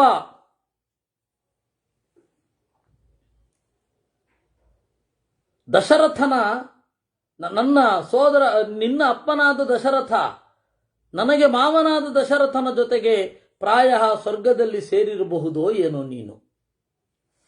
ದಿವಿ ನಕ್ಷತ್ರಭೂತಂಚ ಮಹತ್ಕರ್ಮ ಕೃತಂ ತಥಾ ಪುಣ್ಯಂ ರಾಜರ್ಜಿ ವಂಶಂ ತ್ವಂ ಆತ್ಮನಸ್ತಮುಪೇಕ್ಷತೆ. ಅಯ್ಯೋ, ದಿವಿ ನಕ್ಷತ್ರಭೂತಂ ಮಹತ್ಕರ್ಮ, ಆಕಾಶದಲ್ಲಿ ನಕ್ಷತ್ರ, ಕೆಲವೊಂದು ನಕ್ಷತ್ರ ಪರ್ಮನೆಂಟ್ ಮಾರ್ಕರ್ ಆಗಿ ಇರುತ್ತೆ. ಇದು ಈ ದಿಕ್ಕು ಅಂತ ತಿಳಿಲಿಕ್ಕೆ. ನಕ್ಷತ್ರೈರ್ವಿಂದತೆ ದಿಶಃ ಅಲ್ವಾ. ನಕ್ಷತ್ರಗಳ ಇನ್ನೊಂದು ಪ್ರಯೋಜನ ಏನು ಗೊತ್ತಾ? ದಿಕ್ಕುಗಳನ್ನು ತಿಳಿಯೋದು. ಇದೇ ದಿಕ್ಕಿನಲ್ಲಿ ಖಚಿತವಾಗಿ ಇದೆ ಅಂತ. ಇವಾಗ ನನಗೆ ಗೊತ್ತಿಲ್ಲ, ಮೊದಲೆಲ್ಲ ನಾವು ಸಾಹಿತ್ಯವನ್ನು ಓದಿದ ರೀತಿಯಲ್ಲಿ ಅಗಾಧವಾದ ಅಪರಂಪಾರವಾದ ಸಮುದ್ರದಲ್ಲಿ ಕಳೆದು ಹೋದರೆ ಹೇಗೆ ಅವನು ದೋಣಿ ನಡೆಸಬೇಕು ಅಥವಾ ಹಡಗು ನಡೆಸಬೇಕು? ಧ್ರುವ ನಕ್ಷತ್ರವನ್ನು ನೋಡಿ, ಆ ನಕ್ಷತ್ರವನ್ನು ನೋಡಿಕೊಂಡೇ ಅವನು ದಿಕ್ಕನ್ನು ತೀರ್ಮಾನ ಮಾಡಬೇಕು. ಆಕಾಶದಲ್ಲಿ ನಕ್ಷತ್ರ ಅನ್ನೋದು ಹೇಗೆ ಪರ್ಮನೆಂಟ್ ಮಾರ್ಕರ್ ಆಗಿರ್ತದೋ ಆ ರೀತಿ ನಿನ್ನ ಕರ್ಮ ಪರ್ಮನೆಂಟ್ ಮಾರ್ಕರ್ ಆಗಿದೆ. ತಂದೆ ಹೇಳಿದ ಕೂಡಲೇ ಬಿಟ್ಟು ಬಂದದ್ದು. ಪುಣ್ಯಂ ರಾಜರ್ಷಿ ವಂಶಂ ತ್ವಂ, ಈ ತರಹದ ರಾಜರ್ಷಿ ವಂಶ ಅದು ಕೂಡ ಪುಣ್ಯ. ಆದರೆ ಎಲ್ಲವನ್ನ ನನಗಾಗಿ ಉಪೇಕ್ಷೆ ಮಾಡಿದೆ. ಮರಳಿ ತೆರಳಲಿಲ್ಲ ಅಯೋಧ್ಯೆಗೆ, ಇಲ್ಲಿ ಬಂದೆ, ಹೀಗಾದೆ. ಕಿಂ ಮಾಂ ನ ಪ್ರೇಕ್ಷಸೆ ರಾಜನ್ ಕಿಂ ವಾ ನ ಪ್ರತಿಭಾತತೆ ಬಾಲಾಂ ಬಾಲೇನ ತಂ ಪ್ರಾಪ್ತಾಂ ಭಾರ್ಯಾಂ ಮಾಂ ಸಹಚಾರಿಣೀಂ. ಅಯ್ಯೋ ದೊರೆಯೇ, ನೋಡ್ತಾ ಇಲ್ವಾ? ಕಾಣಿಸ್ತಾ ಇಲ್ವಾ? ಯಾಕೆ ಮಾತಾಡ್ತಾ ಇಲ್ಲ? ನನಗಿನ್ನೂ ಚಿಕ್ಕ ವಯಸ್ಸು, ನೀನೂ ಚಿಕ್ಕ ವಯಸ್ಸಿನವ. ಚಿಕ್ಕ ವಯಸ್ಸಿನವನಾದ ನೀನು ಇನ್ನೂ ಹೆಂಡತಿಯಲ್ಲಿ ಪ್ರೀತಿಯನ್ನು ಇಟ್ಕೊಂಡಿರಬೇಕು. ಯಾಕೆ ಕಣ್ಣು ತೆಗಿತಾ ಇಲ್ಲ? ಇದೇನಿದು? ಅತ್ಯಂತ ಅನರ್ಥವಾದ ಮಾತು. ಹೌದು, ದುಃಖ ಬಂದಾಗ ಯಾರು ತರ್ಕಬದ್ಧವಾಗಿ ಯಾರು ಮಾತನಾಡ್ತಾರೆ ಅಲ್ವೇ? ಅದರಿಂದಾಗಿ ಪರಿಹಾಸ ಪ್ರಲಾಪಾದಿ ಶ್ವನರ್ಥಂ ಜ್ಞವಚ ಕ್ವಚಿತ್ ಅಂತ ಮಧ್ವಾಚಾರ್ಯರ ನುಡಿ. ಪರಿಹಾಸ ನಗುವಾಗ, ಪ್ರಲಾಪ ಹೋ ಅಂತ ವಿಚಿತ್ರವಾದ ಹರಟೆ ಹೊಡೆಯುವಾಗ, ಆಮೇಲೆ ದುಃಖದ ಸಂದರ್ಭ ಬಂದಾಗ. ಅನರ್ಥಂ, ಅವನು ಜ್ಞಾನಿಯೇ ಆಗಿರಬಹುದು, ಅವನ ಮಾತಲ್ಲಿ ಅರ್ಥ ಇರಲ್ಲ. ಹಾಗೆ ಇದು ಈ ಮಾತು. ಸಂಶ್ರುತಂ ಗೃಹತಾಪಾಣಿಂ ಚರಿಷ್ಯಾಮೀತಿ ಯತ್ವಯ ಸ್ಮರ ತನ್ನಾಮ ಕಾಕುತ್ಸ್ಥ ನಯಮಾಮಪಿ ದುಃಖಿತಾಂ. ಓ ರಾಮ, ಮದುವೆಯಲ್ಲಿ ಬೆಂಕಿಯ ಸುತ್ತ ಸುತ್ತುತ್ತಾ ಇರುವಾಗ, ಪ್ರದಕ್ಷಿಣೆ ಹಾಕುವಾಗ ಅಗ್ನಿಯ ಸುತ್ತ ಹೇಳ್ತಾ ಇದ್ದೀಯಲ್ವಾ, ಧರ್ಮಾರ್ಥ ಕಾಮಗಳಲ್ಲಿ ನಿನಗೆ ಸಹಭಾಗ ಉಂಟು ಎಂದು. ಈಗ ನೀನಂತೂ ಸ್ವರ್ಗ ಕೊಟ್ಟೋಗಿದ್ಯಾ, ನನ್ನನ್ನು ಕರ್ಕೊಂಡು ಹೊಟ್ಟೋಗು. ಪ್ರತಿಜ್ಞೆ ಮಾಡಿದ್ಯೋ ಇಲ್ವೋ? ಕಲ್ಯಾಣೈ ರುಚಿರಂ ಗಾತ್ರಂ ಕಸ್ಮಾನ್ ಮಾಮಪಹಾಯತ್ವಂ ಗತೋ ಗತಿಮತಾಂ ವರ ಅಸ್ಮಾಲ್ಲೋಕಾದಮಂ ಲೋಕಂ ತ್ಯಕ್ತ್ವಾ ಮಾಮಪಿ ದುಃಖಿತಾಂ. ಇಷ್ಟೆಲ್ಲ ನಮಗೆ ಪ್ರಜ್ಞೆ ಇದ್ರೂ ರಂಗದಲ್ಲಿ ಶಕ್ತವಾಗಿ ಇದನ್ನು ಅಭಿನಯಿಸಿದಾಗ ಕಣ್ಣೀರು ಬರದೇ ಇರಲ್ಲ. ಅಷ್ಟು ಭಾವನೆ ತಾಗುತ್ತೆ. ಈಗ ಅದರೆಲ್ಲ ಆಯಾಮವನ್ನು ವಿಚಾರ ಮಾಡಲಿಕ್ಕೆ ನಮಗೆ ಸಮಯ ಇದೆ, ಅದರಿಂದಾಗಿ ನಾವು ಇಷ್ಟು ಹೀಗೆ. ಅದಿಲ್ಲ ಅಂದರೆ ನಮ್ಮ ಕಣ್ಣಲ್ಲೂ ನೀರು ಬರುತ್ತೆ. ಕಸ್ಮಾನ್ ಮಾಮಪಹಾಯತ್ವಂ ಗತೋ ಗತಿಮತಾಂ ವರ, ನನ್ನನ್ನು ಬಿಟ್ಟು ಎಲ್ಲಿಗೆ ಹೋದೆ? ಈ ಲೋಕವನ್ನು ಬಿಟ್ಟು ಆ ಲೋಕಕ್ಕೆ, ನಾನಿನ್ನು ದುಃಖಿತಳಾಗಿ ಇಲ್ಲಿ ಇರುವಾಗ. ಕಲ್ಯಾಣೈ ರುಚಿರಂ ಗಾತ್ರಂ ಪರಿಶ್ವಕ್ತಂ ಮಯೈವತು ಕ್ರವ್ಯಾದೈಸ್ತಚ್ಛರೀರಂತೆ ನೂನಂ ವಿಪರಿಕೃಷ್ಯತೆ. ಓ ಕಲ್ಯಾಣ, ಮಂಗಳ ಸ್ವರೂಪನೇ, ಎಂತಹ ಮಂಗಳಭರಿತವಾದ ದೇಹ, ಎಷ್ಟು ಶುಭ್ರವಾದ, ಶುದ್ಧವಾದ, ಸುಖಕ್ಕೆ ತಾವಾದ ಈ ಶರೀರ. ಯಾವುದನ್ನು ನಾನು ಗಟ್ಟಿಯಾಗಿ ಅಪ್ಪಿ ಹಿಡಿದಿದ್ನೋ ಆ ನಿನ್ನ ಶರೀರವನ್ನ, ಈಗ ತಲೆ ಮಾತ್ರ ಇದೆ, ರುಂಡ ಇಲ್ಲಿ ಮುಂಡ ಅಲ್ಲಿ, ರುಂಡ ಒಂದು ಕಡೆ ಮುಂಡ ಒಂದು ಕಡೆ, ಅದನ್ನ ಕ್ರವ್ಯಾದೈ ಪರಿಕೃಷ್ಯತೆ, ಮಾಂಸಾಹಾರಿಯಾದ ಪ್ರಾಣಿಗಳು ಎಳಿತಾ ಇವೆ ಅಲ್ವಾ. ಅಯ್ಯೋ, ಯಾವುದು ನನಗೆ ಭರವಸೆಯನ್ನು ಒದಗಿಸಿತ್ತೋ ಆ ಶರೀರ, ಅದರ ಪೂರ್ವ ಭಾಗ ಅಲ್ಲಿದೆ. ಅಗ್ನಿಷ್ಟೋಮಾದಿಭಿರ್ಯಜ್ಞೈ ಇಷ್ಟವಾನ್ ಆಪ್ತ ದಕ್ಷಿಣೈ ಅಗ್ನಿಹೋತ್ರೇಣ ಸಂಸ್ಕಾರಂ ಕೇನ ತ್ವಂ ನತು ಲಪ್ಸ್ಯಸೇ. ಅಗ್ನಿಷ್ಟೋಮ, ಜ್ಯೋತಿಷ್ಠೋಮ ಮೊದಲಾದ ಯಾಗಗಳಿಂದ ಅಗ್ನಿಯನ್ನು ಪೂಜಿಸಿದೆ. ನಾವು ಪೂಜಿಸಿದ ಅಗ್ನಿಯ ಸಾಕ್ಷಿತ್ವದಲ್ಲಿ, ನಾವು ಪೂಜಿಸಿದ ಅಗ್ನಿಯ ಸಹಭಾಗಿತ್ವದಲ್ಲಿ ಶರೀರವನ್ನ ತ್ಯಾಗ ಮಾಡಬೇಕು. ಆದರೆ ಅಷ್ಟೆಲ್ಲ ಭಕ್ತಿಯಿಂದ ಪ್ರೀತಿಯಿಂದ ಪೂಜಿಸಿದ ಅಗ್ನಿ ನಿನ್ನ ದೇಹವನ್ನು ಸೋಂಕದೆ ನರಿ ನಾಯಿಗಳು ಎಳೆಯುವಂತಾಯ್ತಲ್ಲ, ಪ್ರೀತಿಯಿಂದ ಪೂಜಿಸ್ತಿಲ್ವ ನೀನು ಅಗ್ನಿಯನ್ನ? ಪ್ರೌರಜ್ಯಾಂ ಉಪಪನ್ನಾನಾಂ ತ್ರಯಾಣಾಂ ಏಕಮಾಗತಂ ಪರಿಪ್ರೇಕ್ಷತಿ ಕೌಸಲ್ಯ ಲಕ್ಷ್ಮಣಂ ಶೋಕಲಾಲಸಾ. ರಾಜ್ಯವನ್ನು ತೊರೆದು ಕಾಡಿಗೆ ಬರುವಾಗ ನಾವು 3 ಜನ ಇದ್ವಿ, ನಾನು, ನೀನು, ಲಕ್ಷ್ಮಣ. ಆದರೆ ಕೌಸಲ್ಯಗೆ ಮಾತು ಕೊಟ್ಟೆ, ಖಂಡಿತ 14 ವರ್ಷ ಆದಮೇಲೆ ಬರ್ತೇನೆ ಅಂತ. ಹೋದ 3 ಜನರಲ್ಲಿ ತಿರುಗಿ ಬಂದವ ಒಬ್ಬ, ಅದು ಲಕ್ಷ್ಮಣ. ಹಾಗೆ ಕೌಸಲ್ಯ ನೋಡ್ಲಿಕ್ಕಿದ್ದಾಳೆ, ಯಾಕೆ ನಾನಿಲ್ಲಿ ಎದೆ ಒಡೆದು ಸಾಯ್ತೇನೆ. ಕಿಂ ಸತಸ್ಯಾ ಪರಿಪೃಚ್ಛಂತ್ಯ ವಧಂ ಮಿತ್ರ ಬಲಸ್ಯತೆ ತವ ಚಾಕ್ಷಾಸ್ಯತೆ ನೂನಂ ನಿಶಾಯಾಂ ರಾಕ್ಷಸೈರ್ವಧಂ. ಮಗು ಲಕ್ಷ್ಮಣ, ಏನಾಯಿತು ರಾಮನಿಗೆ ಅಂತ ಅವಳು ಕೇಳ್ತಾಳೆ. ಆಗ ನಿನ್ನ ತಮ್ಮ ಹೇಳಲಿದ್ದಾನೆ, ದೊಡ್ಡಮ್ಮ, ರಾಮ ರಾತ್ರಿಯಲ್ಲಿ ಮಲಗಿದ್ದಾಗ ಕಪಿ ಸೈನ್ಯದ ಜೊತೆಗೆ ಅವನನ್ನೂ ಕತ್ತರಿಸಿದರು ಅಂತ. ಸಾತ್ವಾಂ ಸುಪ್ತಂ ಹತಂ ಜ್ಞಾತ್ವಾ ಮಾಂ ಚ ರಕ್ಷೋ ಗೃಹಂ ಗತಾಂ ಹೃದಯೇನ ಅವದೀರ್ಣೇನ ನ ಭವಿಷ್ಯತಿ ರಾಘವ. ಮಗನನ್ನ ದೂರವಿಟ್ಟಿದ್ದ ಆ ತಾಯಿ ಇನ್ನು ಸತ್ತ, ಸೊಸೆ ಸತ್ತಳು, ಮಗ ಸತ್ತನು ಅಂತ ಕೇಳಿದಾಗ ಖಂಡಿತ ಅವಳು ಸಾಯ್ತಾಳೆ. ಮಮ ಹೇತೋರ ನಾರ್ಯಾಯಾಃ ಅನಘ ಪಾರ್ಥಿವಾತ್ಮಜಃ ರಾಮಸ್ಸಾಗರ ಮುತ್ತೀರ್ಯ ವೀರ್ಯವಾನ್ ಗೋಷ್ಪದೇ ಹತಃ. ಈ ದುಷ್ಟಳ ಸಲುವಾಗಿ ಯಾವ ಪಾಪವನ್ನೂ ಮಾಡದ ರಾಮ ಕಡಲನ್ನು ದಾಟಿದ ಕೂಡಲೇ ಸತ್ತೋದ. ಗೋಷ್ಪದ ಅಂತ ಒಂದು ಕಾನ್ಸೆಪ್ಟ್ ಸಂಸ್ಕೃತದಲ್ಲಿ. ಈ ಹಸು ಓಡಾಡುವಾಗ ನೆಲದಲ್ಲಿ ಕಾಲೂರತ್ತೆ, ಇಷ್ಟೇ ಜಾಗ ಇರುತ್ತೆ, ಅದರಲ್ಲಿ ನೀರು ತುಂಬತ್ತೆ. ಅಷ್ಟು ಜಾಗದಲ್ಲಿ ತುಂಬಿದ ನೀರು ಏನಿದೆ ಅದು ಗೋಷ್ಪದ. ಸಾಗರವನ್ನ ದಾಟಿ ಆ ಪುಟ್ಟ ನೀರಲ್ಲಿ ಮುಳುಗೋದ್ರ ಗತಿ ಏನು? ಇದಕ್ಕಿಂತ ಭೀಕರ ಉಂಟೆ? ಹಾಗಾಯ್ತು. ಸಾಗರವನ್ನ ದಾಟಿದ, ಇಷ್ಟರಲ್ಲಿ ಬಿತ್ತು ಸತ್ತೋದ. ಅಯ್ಯೋ, ಇದಕ್ಕೆಲ್ಲ ಕಾರಣ ನಾನೇ. ಅಹಂ ದಾತರಥೇನೋಢ ಮೋಹಾತ್ ಸ್ವಕುಲಪಾಂಸನಿ ಆರ್ಯಪುತ್ರಶ್ಚ ರಾಮಶ್ಚ ಭಾರ್ಯ ಮೃತ್ಯುರಜಾಯತ. ನಾನು ರಾಮನನ್ನ ಮದುವೆಯಾದವಳು, ಮೋಹದಿಂದ ಬರುತ್ತೇನೆ ಅಂತ ಹಠ ಹಿಡಿದೆ. ಅಲ್ಲಿ ಇದ್ದವಳು ಮತ್ತೆ ಅದನ್ನೇ ನೀನು ಹೋಗು ಅಂತ ಹಠ ಹಿಡಿದೆ. ಎರಡನೇ ಬಾರಿ.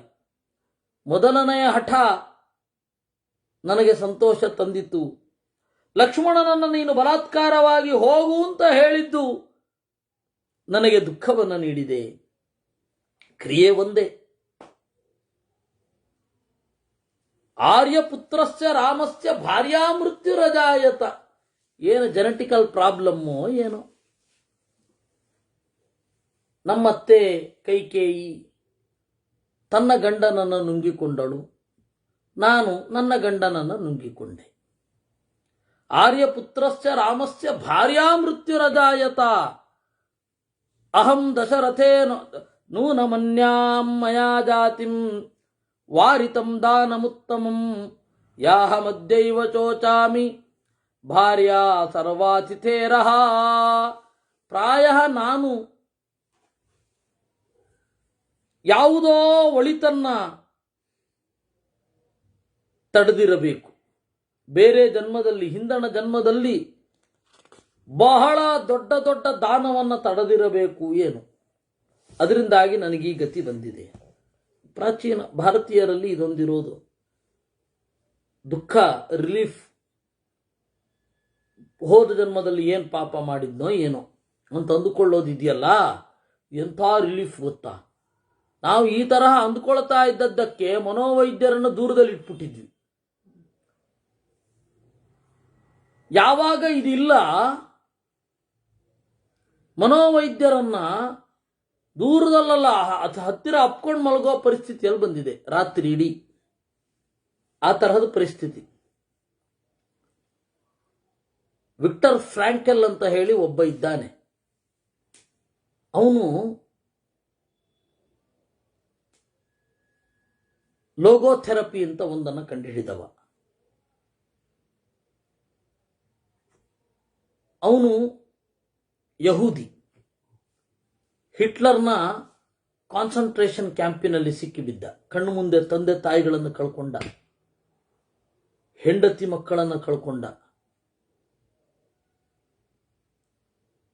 ಅವಾಗ ಆ ಮನೋವೈದ್ಯ ತಾನು ಚಿಂತನೆ ಮಾಡಲಿಕ್ಕೆ ಶುರು ಮಾಡಿದ. ಆ ಕಾನ್ಸಂಟ್ರೇಷನ್ ಕ್ಯಾಂಪಿನಲ್ಲಿ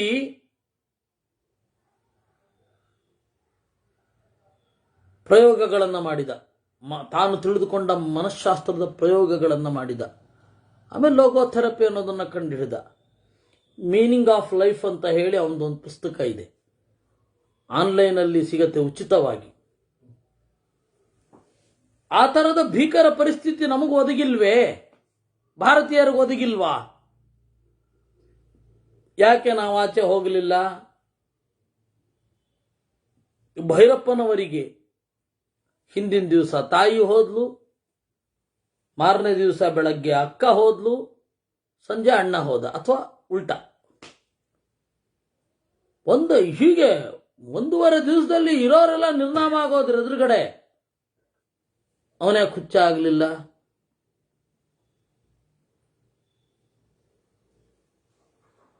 ಭಾರತೀಯ ತತ್ವಶಾಸ್ತ್ರದ ಬೆಂಬಲ ಇತ್ತು. ಅದಾಮೇಲೆ ಏನು ಬೇಕಾದರೂ ಬೇರೆ ಟರ್ನ್ ತಗೊಳ್ತೋ ಅದು ಬೇರೆ. ಹೇಳಿದ್ದು ನಮ್ಮಲ್ಲಿ ಈ ಒಂದು ಭಾವ ಇದೆಯಲ್ಲ, ಹೋದ ಜನ್ಮದಲ್ಲಿ ಏನೋ ಮಾಡಿದ್ದೆ ಬಿಡ್ರೋ, ಹೀಗಾಗಿದೆ ಅನುಭವಿಸೋಣ, ಮುಗಿದೋಯ್ತು. ನಮಗೆ ಜೀವನದಲ್ಲಿ ಬಂದ ಸಣ್ಣ ಕಷ್ಟಗಳನ್ನು ನೋಡಿ, ಅವರು ಸಂಸ್ಕೃತ ವಿದ್ವಾಂಸರೇ, ತರ್ಕಶಾಸ್ತ್ರಾದಿಗಳನ್ನು ಓದಿದವರು, ಅವರು ಒಂದೇ ಸಮ ನನಗೆ ಒತ್ತಾಯ, ನಿನಗೆ ಬಂದಿರೋ ಕಷ್ಟ ಪರಿಹಾರ ಆಗಬೇಕಾ, ಲ್ಯಾಂಡ್ ಮಾರ್ಕಿಗೆ ಬಾ. ನಾನು ಹೇಳಿದೆ, ಗೀತೆ ಮತ್ತು ಉಪನಿಷತ್ತು ಹೇಳದೇ ಇರೋದಾ? ನನಗೆ ಗೀತೆ ಸಾಕು, ಉಪನಿಷತ್ ಸಾಕು, ನಾನು ಲ್ಯಾಂಡ್ ಮಾರ್ಕ್ ಥೆರಪಿಗೆ ಯಾವತ್ತೂ ಬರೋಲ್ಲ ಅಂತಂದೆ. ಹೋಗಲಿಲ್ಲ. ಇಷ್ಟು ದುಃಖದವರೆಲ್ಲ, ಇಷ್ಟು ದುಃಖ ಪಟ್ಟವರೆಲ್ಲ ಬಂದಿದ್ದಾರೆ, ಅಷ್ಟು ದುಃಖ ಪಟ್ಟವರೆಲ್ಲ ಬಂದಿದ್ದಾರೆ, ಅವರು ಕೂಡ ಹೋಗಿ ನೋಡಿ, ಅವರು ಹೇಳೋದು ಲ್ಯಾಂಡ್ ಮಾರ್ಕ್ ಅವರು ನೋಡಿ, ಗೀತೆ ಓದಿ ಬಂದಿದ್ದಾರೆ, ಉಪನಿಷತ್ತು ಓದಿ ಬಂದರೆ ಏನು ಪ್ರಯೋಜನ ಇಲ್ಲ, ಲ್ಯಾಂಡ್ ಮಾರ್ಕಿಂದ ಅವರು ಥೆರಪಿ ಹೊಂದುತ್ತಾ ಇದ್ದಾರೆ ಅಂತ. ಅವ್ರು ಓದೇ ಇರಲಿಲ್ಲ, ಅವರು ಓದಿ ತರ್ಕ. ಭಾರತೀಯ ತತ್ವಶಾಸ್ತ್ರದ ಹಿನ್ನೆಲೆಯ ಮನಃಪರೀಕ್ಷೆ ಇದೆಯಲ್ಲ, ಚಿತ್ತ ಪರೀಕ್ಷೆ, ಚಿತ್ತ ಸಮಾಧಾನ, ಆ ಸಮಾಧಿ ಅದು ಎಲ್ಲಿ ಅಂತಂದ್ರೆ ಅದು ನಮ್ಗೆ ಕಲ್ಸತ್ತೆ. We have to admit our self. ಏನಂತ, ನಾವು ಯಾವುದೋ ಜನ್ಮದಲ್ಲಿ ಏನೋ ತಪ್ಪು ಮಾಡಿದ್ದೇವೆ, ಆ ತಪ್ಪಿಗೆ ಈ ಶಿಕ್ಷೆ ನಾವು ಅನುಭವಿಸ್ತೇವೆ ಅನ್ನುವ ಧೀರ ಭಾವವನ್ನು ಅದು ಕೊಡುತ್ತೆ. ಏನೂ ಗೊತ್ತಿಲ್ಲದೆ ಇರ್ಬೋದು, ಆ ತಪ್ಪು ಕೊಡುತ್ತಷ್ಟೆ, ಆ ತಪ್ಪಿಗೆ ಈ ಶಿಕ್ಷೆ. ಅವಾಗ ಮನಸ್ಸು ಆ ಅಗೋಚರವಾದದ್ದನ್ನು ಎದುರಿಸಲಿಕ್ಕೆ ತಯಾರಾಗೋಗುತ್ತೆ. ನೋಡಿ, ಅವಳು ಇದನ್ನು ಹೇಳ್ತಾಳೆ, ನಾನು ಯಾವುದೋ ಕಾಲದಲ್ಲಿ ಏನು ಮಾಡಿದ್ನೋ ಏನು, ಸಾಧುಘಾತಯ ಮಾಂ ಕ್ಷಿಪ್ರಂ ರಾಮಸ್ಯೋಪರಿ ರಾವಣ ಸಮಾನಯ ಪತಿಂ ಪತ್ನ್ಯಾ ಕುರು ಕಲ್ಯಾಣಮುತ್ತಮಂ. ರಾವಣ, ಆಹಾ, ಬಹಳ ಒಳ್ಳೇದು ಮಾಡಿದೆ ಅಪ್ಪ, ಕೊಂದು ಬಿಡು ನನ್ನನ್ನು, ರಾಮನ ಜೊತೆಗೆ ಒಟ್ಟಿಗೆ ಸಾಯ್ತೀವಿ. ಗಂಡ ಹೆಂಡಿರನ್ನ ಒಂದು ಮಾಡಿದ ಪುಣ್ಯ ನಿನಗೆ ಬರಬೇಕು ಅಂತಂದ್ರೆ ಜೀವನದಲ್ಲಿ ಈ ತನಕ ಮಾಡದ ಕೆಲಸ ಅದು. ಹೇಗೆ ಅಂತಂದ್ರೆ, ಅವನು ಗಂಡು ಹೆಣ್ಣು ಗಟ್ಟಿಯಾಗಿ ತಬ್ಬಿಕೊಂಡಿದ್ರೆ ಗಂಡನ್ನ ಅಲ್ಲೇ ಕತ್ತರಿಸಿ ಹೆಣ್ಣನ್ನು ಎತ್ಕೊಂಡು ಹೋಗ್ತಾ ಇದ್ದಂತೆ. ಏನ್ ಭೀಕರ! ಅಪ್ಪಿಕೊಂಡ ಶರೀರ ಕತ್ತರಿಸಿ ಹೋಗಿ ಬರೇ ಹೆಣವನ್ನ ಅಪ್ಪಿಕೊಂಡದ್ದನ್ನ ನೋಡಿ ದಬ್ಬಂತ ಅವಳು ಗಾಬರಿಯಿಂದ ಹಿಂದೆ ಸರಿಬೇಕು, ಹಾಗೆ ಎತ್ಕೊಂಡು ಹೋಗ್ಬೇಕು. ಈ ತರಹ ಕೋನ್ಯೋನ್ ಋತಂತೋ ದಶವಕ್ತ್ರ ತುಲ್ಯ. ಅವನಿಗಿಂತ ಒಂದು ಬೇಕೆ, ಇವನಿಗಿಂತ ಒಬ್ಬ ಕ್ರೂರ ಬೇಕೆ. ಎಂತಹ ಉತ್ತಮ ವಿಲನ್ ಅವನು. ಅವನಿಗೆ ಹೇಳೋದು, ಜೀವನದಲ್ಲಿ ಒಮ್ಮೆನೂ ಮಾಡದ ಕೆಲಸ ಒಮ್ಮೆ ಮಾಡಪ್ಪ, ಕೊಂದು ಬಿಡು, ಗಂಡನ ಜೊತೆಗೆ ಹೆಂಡತಿಯನ್ನು ಸೇರಿಸು. ಶಿರಸಾಮೇ ಶಿರಶ್ಚಾಸ್ಯ ಕಾಯಂ ಕಾಯೇನ ಯೋಜಯ ರಾವಣಾನುಗಮಿಷ್ಯಾಮಿ ಗತಿಂ ಭರ್ತೃರ್ಮಹಾತ್ಮನಃ. ನನ್ನ ಕತ್ತು ಕತ್ತರಿಸಿ ಈ ಕತ್ತಿನ ಜೊತೆಗಿಡು, ನನ್ನ ಕುತ್ತಿಗೆಯಿಂದ ಹಿಡಿದು ಕಾಲಿನವರೆಗೂ ಇದೆಯಲ್ಲ ಅದನ್ನು ತಗೊಂಡು ಹೋಗಿ ಅಲ್ಲಿ ಜೋಡಿಸು, ಹಾಗಾದ್ರೂ ಮಾಡು. ಇತೀವ ದುಃಖ ಸಂತಪ್ತ ವಿಲಲಾಪಾಯತೆ ಕ್ಷಣ ಭರ್ತು ಶಿರೋಧನುಶ್ಚೈವಂ ದದರ ಜನಕಾತ್ಮಜ. ಈ ರೀತಿಯಾಗಿ ಜೋರಾಗಿ ಅಳ್ತಾ ಇದ್ದಾಳೆ. ಏವಂ ಲಾಲಪ್ಯಮಾನಾಯಾಂ ಸೀತಾಯಾಂ ತತ್ರ ರಾಕ್ಷಸಃ ಅಭಿಚಕ್ರಾಮ ಭರ್ತಾರಂ ಅನೇಕಸ್ಥ ಕೃತಾಂಜಲಿ. ಆಮೇಲೆ ಈ ರೀತಿ ಸೀತೆ ಅಳ್ತಾ ಇರುವಾಗ ಆ ರಾಕ್ಷಸ ಇದ್ದಾನಲ್ಲ, ಬಾರೋ ಇಲ್ಲಿ ಅಂತ ಕರೆದಿದ್ನಲ್ಲ, ಅವನು ಗಂಭೀರವಾಗಿ ಪ್ರದಕ್ಷಿಣೆ ಬಂದು ಅಭಿಚಕ್ರಾಮ ಭರ್ತಾರಂ ಅನೀಕಸ್ಥ ಕೃತಾಂಜಲಿ, ಕೈಗಳನ್ನು ಮುಗಿದು ಸುತ್ತು ಬಂದನಂತೆ. ವಿಜಯಸ್ವ ಆರ್ಯಪುತ್ರೇತಿ ಸೋಭಿವಾದ್ಯ ಪ್ರತಾದ್ಯ ಚ ನಿವೇದಯದನುಪ್ರಾಪ್ತಂ ಪ್ರಹಸ್ತಂ ವಾಹಿನೀಪತಿಂ. ಆರ್ಯಪುತ್ರ ವಿಜಯಸ್ವ, ನಿನ್ನ ಹಿರಿಮೆ ಎಲ್ಲರಿಗೂ ಗೊತ್ತಾಗಲಿ. ಮುಂದೇನು? ಅಲ್ಲಿ ಯಾರೋ ಕಾಯ್ತಾ ಇದ್ದಾರೆ. ಇದು ಏನು ಯುದ್ಧಕ್ಕೆ ಸನ್ನದ್ಧರಾಗಿ ಅಂತ ಹೇಳಬಾರ್ದಲ್ಲ, ಹೇಳಿದ್ರೆ ಗೊತ್ತಾಗ್ಬಿಡುತ್ತೆ. ಇನ್ಮೇಲೆ ಏನು ಯುದ್ಧ, ಎಲ್ಲ ಹೋದ್ಮೇಲೆ ಏನು ಯುದ್ಧ ಅಲ್ವೇ? ಯಾರ್ದೋ ಒಬ್ಬ ಹೇಳಿದ್ರಂತೆ, ಅವನು ಯುದ್ಧದಲ್ಲಿ 5 ಕಾಲು ಕತ್ತರಿಸಿದ್ದಾನೆ, 4 ಕೈ ಕತ್ತರಿಸಿದ್ದಾನೆ. ಯಾಕಪ್ಪ, ತಲೆ ಕತ್ತರಿಸ್ಬೋದಿತ್ತಲ್ಲ, ಅದನ್ನೆಲ್ಲ ಮೊದಲು ಯಾರೋ ಕತ್ತರಿಸ್ಬಿಟ್ಟಿದ್ರು ಅಂತ. ಹಾಗಾಗಬಾರ್ದಲ್ಲ. ಅಂದ್ರೆ ಇದ್ದಾನೆ ಅಂತ ಅರ್ಥ. ಯಾರೋ ಒಬ್ಬ ಇದ್ದಾನೆ, ಇನ್ನು ಈ ಶತ್ರು ದೈತ್ಯ ಇದೆ ಅಂತ ಅರ್ಥ. ಅದಕ್ಕೆ ಸೀತೆಯ ಮುಂದೆ ಹೇಳಬಾರ್ದು. ಪ್ರಹಸ್ತ ಬಂದಿದ್ದಾನೆ ಅಂತ ಅಷ್ಟೇ ಹೇಳ್ದ. ಅಮಾತ್ಯೈ ಸಹಿತ ಸರ್ವೈ ಪ್ರಹಸ್ತಸ್ತ್ವಾಮುಪಸ್ಥಿತ ತೇನ ದರ್ಶನ ಕಾಮೇನ ಅಹಂ ಪ್ರಸ್ಥಾಪಿತ ಪ್ರಭೋ. ಪ್ರಹಸ್ತ ಹೇಳಿದಾನೆ, ನೋಡ್ಬೇಕಂತೆ. ನೂನಮಸ್ತಿ ಮಹಾರಾಜ ರಾಜಭಾವಾಕ್ಷಮಾನ್ವಿತ ಕಿಂಚಿದಾತ್ಯೈಕಂ ಕಾರ್ಯಂ ತೇಷಾಂ ತ್ವಂ ದರ್ಶನಂ ಕುರು. ಏನೋ ತುರ್ತಾದ ಕೆಲಸವಂತೆ, ನೋಡ್ಬೇಕಂತೆ. ಏತಚ್ಛ್ರುತ್ವಾ ದಶಗ್ರೀವೋ ರಾಕ್ಷಸ ಪ್ರತಿವೇದಿತಂ ಅಶೋಕವನಿತಾಂ ತ್ಯಕ್ತ್ವಾ ಮಂತ್ರಿಣಾಂ ದರ್ಶನಂ ಜಯವು. ಆಯ್ತು ಅಂತ ಆಢ್ಯತೆಯಿಂದ ಸೀತೆಯನ್ನು ಕಡಗಣ್ಣಿನಿಂದ ನೋಡಿ ರಾವಣ ಅಶೋಕವನವನ್ನು ದಾಟಿದ. ಸತು ಸರ್ವಂ ತಮರ್ಥ್ಯೈವ ಮಂತ್ರಿಭಿಕೃತ್ಯ ಮಾತ್ಮನಃ ಸಭಾಂ ಪ್ರವಿಶ್ಯ ವಿದಧೆ ವಿದಿತ್ವಾ ರಾಮ ವಿಕ್ರಮಂ. ಆಚೆಯಿಂದ ಈಚೆ ಬಂದ್ರೆ ಪರಿಸ್ಥಿತಿನೇ ಬೇರೆ, ಟೋಟಲ್ ಡಿಫ್ರೆಂಟ್. ರಾಮನ ಪರಾಕ್ರಮ ಅಷ್ಟೊಂದಿದೆಯೋ, ಏನ್ ಮಾಡೋದು ಅಂತ ಯೋಚನೆ ಮಾಡ್ತಾ ಇದ್ದಾನೆ. ಅಂತರ್ಧಾನಂ ತು ತತ್ಶೀರ್ಷಂ ತಚ್ಚಕಾರ್ಮುಕಮುತ್ತಮಂ ಜಗಾಮ ರಾವಣಸ್ಯೈವ ನಿರ್ಯಾಣ ಸಮನಂತರಂ. ಅಲ್ಲದೆ ಇನ್ನೊಂದು ತಮಾಷೆ ಆಯ್ತಂತೆ. ರಾವಣನ ಎಕ್ಸಿಟ್ಟಿನ ಜೊತೆಗೆ ಠಂಗನ್ ಮಾಯ ಆಗೋಯ್ತದು. ರಾಮನ್ ತಲೆ ಏನು ಮಾಯಾ ತಲೆಯನ್ನ ತಂದಿಟ್ಟಿದ್ದ. ರಾಕ್ಷಸೇಂದ್ರಸ್ತುತೈ ಸಾರ್ಧಂ ಮಂತ್ರಿಭಿರ್ಭೀಮ ವಿಕ್ರಮೈ ಸಮರ್ಥಯಾಮಾತ ತದಾ ರಾಮ ಕಾರ್ಯ ವಿನಿಶ್ಚಯಂ. ಇಲ್ಲಿಗೆ ಬಂದ್ಮೇಲೆ ಅವನು ತಲೆ ಬಿಸಿಯೇ ಬೇರೆ.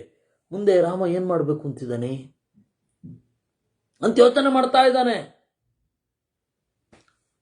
ಅವಿದೂರ ಸ್ಥಿತಾಂತರವಾನ್ ಬಲಾಧ್ಯಕ್ಷಾನ್ ಹಿತೈಚಿಣಃ ಅಬ್ರವೀತ್ ಕಾಲ ತದೃಚೋ ರಾವಣೋ ರಾಕ್ಷಸಾಧಿಪ. ಆಮೇಲೆ ಯೋಚನೆ ಮಾಡಿ ಬನ್ನಿ ಅಂತ ಚಪ್ಪಾಳೆ ತಟ್ಟಿ ಕರೆದ. ಸೈನಿಕರೆಲ್ಲ ಬಂದ್ರು. ಶೀಘ್ರಂ ಭೇರಿ ನಿನಾದೇನ ಸ್ಫುಟಂ ಕೋಣಾಹತೇನ ಮೇ ಸಮಾನ ಯಧ್ವಂ ಸೈನ್ಯಾನಿ ವಕ್ತವ್ಯಂ ಚನ ಕಾರಣಂ. ಎಲ್ಲ ಕಡೆ ಭೇರಿ ಸದ್ದಾಗಬೇಕು, ಎಲ್ಲ ಕಡೆ ಭೇರಿಯ ಸದ್ದಾಗಬೇಕು. ಏನು ಅಂತ ಕಾರಣ ಹೇಳಬೇಡಿ, ಬರಬೇಕು ಅಂತ ಹೇಳಿ ಅಷ್ಟೆ. ಅತ್ಯಂತ ತುರ್ತು ಇದ್ರೆ ಹಾಗೆ, ಅವೆಲ್ಲ ಕಾರಣ ಎಲ್ಲ ಹೇಳಲಿಕ್ಕೆ ಸಮಯ ಇಲ್ಲಂತೆ, ಬರಬೇಕಂತೆ. ತತಸ್ತಥೇತಿ ಪ್ರತಿಗೃಹ್ಯ ತದ್ವಚಃ ತದೈವ ದೂತಾ ಸಹತಾ ಮಹದ್ಬಲಂ ಸಮಾನಯಂಶ್ಚೈವ ತಮಾಗತಂಚ ನವೇದಯನ್ ಭರ್ತರಿ ಯುದ್ಧಕಾಂಕ್ಷಿಣೀ. ಅದರಂತೆ ಸೇನೆಯ ಅತ್ಯಂತ ಮುಖ್ಯ ವ್ಯಕ್ತಿಗಳು ಯಾರಿದ್ದಾರೆ ಅವ್ರ ಹತ್ರ ಎಲ್ಲ ಹೋಗಿ ಬೇಗ ಬರಬೇಕಂತೆ ಇತ್ಯಾದಿಯಾಗಿ ಹೇಳಿದರು ಅನ್ನುವಲ್ಲಿಗೆ ಯುದ್ಧಕಾಂಡದಲ್ಲಿ 32ನೆಯ ಸರ್ಗ. ಸೀತಾಂ ತು ಮೋಹಿತಾಂ ದೃಷ್ಟ್ವಾ ಸರಮಾ ನಾಮ ರಾಕ್ಷಸೀ ಆಸಸಾದಾಥ ವೈದೇಹಿ ಪ್ರಿಯಾಂ ಪ್ರಣಯಿನಿ ಸಖೀ. ಸರಮ ಅಂತ ಒಬ್ಬಳು, ಯಾರು ಗೊತ್ತಾ? ಅವಳು ವಿಭೀಷಣನ ಹೆಂಡತಿ. ಆ ಸರಮ ಅಂತನ್ನುವವಳು ಸೀತೆಯನ್ನ ಅತ್ಯಂತ ಸಹಾನುಭೂತಿಯಿಂದ ನೋಡ್ತಾ ಇದ್ದವಳು. ಅವಳಿಗೆ ಯಾವಾಗ ಬೇಕಾದರೂ ಎಲ್ಲಿ ಬೇಕಾದರೂ ಹೋಗಿ ಬರಬಹುದಿತ್ತು. ಯಾಕೆ ಅಂತಂದ್ರೆ ರಾಜನ ತಮ್ಮನ ಹೆಂಡತಿ, ಅವಳ ಹೆಸರು ಸರಮ ಅಂತ. ಅವಳು ಬಂದು ಹೇಳಿದಳಂತೆ, ಆಶ್ವಾಸಯಾಮಾಸ ತದಾ ಸರಮ ಮೃದುಭಾಚಿಣೀ ಸಾಹಿ ತತ್ರ ಕೃತಾಮಿತ್ರಂ ಸೀತಯಾ ರಕ್ಷಮಾಣಯ ರಕ್ಷಂತಿ ರಾವಣಾದಿಷ್ಟ ಸಾನುಕ್ರೋಚ ದೃಢವ್ರತಾ. Officially appointed Shivas. ರಾವಣನೇ ಅವಳನ್ನು ಅಪಾಯಿಂಟ್ ಮಾಡಿದ್ದ. ಎಲ್ಲ ಥರದವರು ಇರಬೇಕು ಅಂತ. ಕೋರೆ ಬಿಟ್ಟು ಹೆದರಿಸುವವರು, ಮುಗುಳುನ ಕುಸಾಂತನ ಮಾಡುವವರೆಲ್ಲರೂ ಬೇಕು. ಎಲ್ಲ ಒಂದೇ ತರಹ ಆಗಲ್ಲ.